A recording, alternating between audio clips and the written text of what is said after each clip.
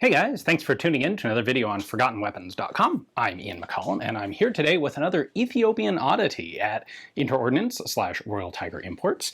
This came into the US along with a big batch of Enfield rifles, number 1 Mark III SMLEs from Ethiopia. And this is clearly the result of improvising, adapting, and overcoming on the part of some Ethiopian armorer. Because what we have here is most definitely not a standard pattern of Lee Enfield. This is a Lee Enfield Mark I long rifle that has been fitted into a number 1 Mark III SMLE stock, complete with, mostly complete, partially complete, with volley sights. So let me show you what they did here, because it's actually kind of cool.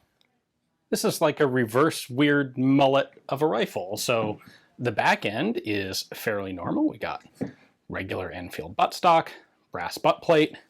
As we move up the rifle, we see that this is, this is an early pattern of rifle because we have the early safety on the cocking piece. We have a cartridge cutoff. We have the rounded magazine of the early, what would later become the Mark I Lee Enfields. Some new designations would come about later on, but it's our early magazine. This is missing its dust cover on the bolt, but okay, you know, this has been in Ethiopia for a long time. We've got our rear volley sight there that's actually still in pretty good shape. That's got a nice strong spring to it.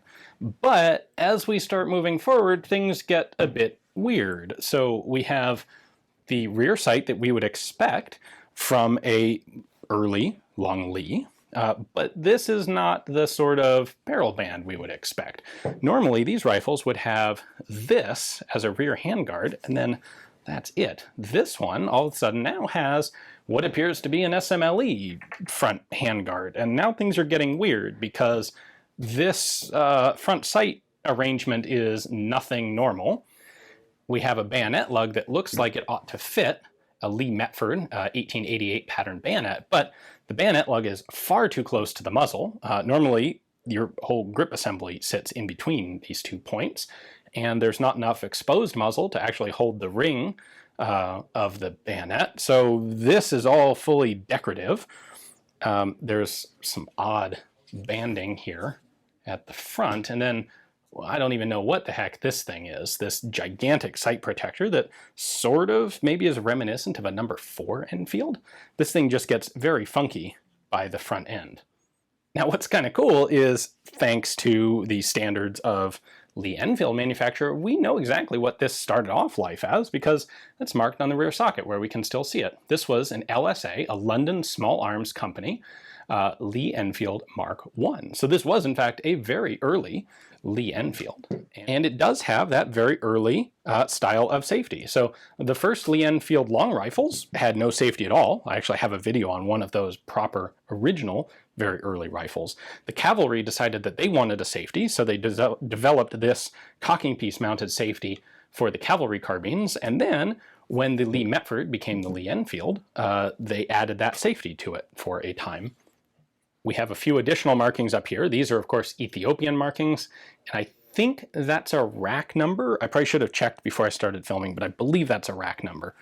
There are a couple different styles of markings that are fairly common on rifles out of Ethiopia, and this is one of them. We then have the barrel Knox form, and you can see that big letter E. That indicates that this is Enfield rifling, not Metford rifling.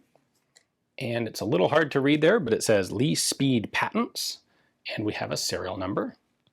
And of course, we have the front half of the volley sight, but the actual front sight piece of the volley deal is missing. So normally you'd have a little bead out here that would serve as the front sight, and you would rotate this to whatever setting you wanted, whatever range, and then you could use your front sight off of this.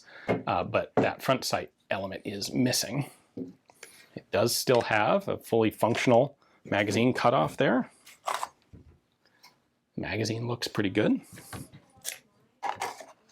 And of course, the whole front end of the gun is very much SMLE-like, World War I pattern-like, and the barrel length is not that of an early Lee Enfield carbine, nor that of a long Lee rifle, but in fact is the barrel length of an SMLE. So I'm pretty sure that this is an Ethiopian armorer who needed to had some gun parts and needed to make a working gun out of it, and kind of fitted up what he had to the standard pattern of what was being used at the time.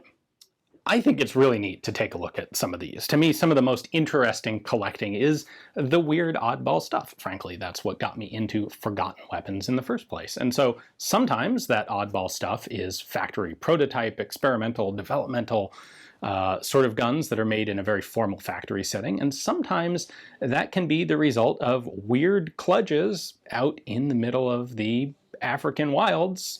If you are an Ethiopian armorer in the 1920s, I suppose, who's got some broken rifles and needs to make working rifles out of them. So hopefully you guys enjoyed the video. I think these are really cool to take a look at. They're all one-of-a-kind, interesting, neat guns. Thanks for watching.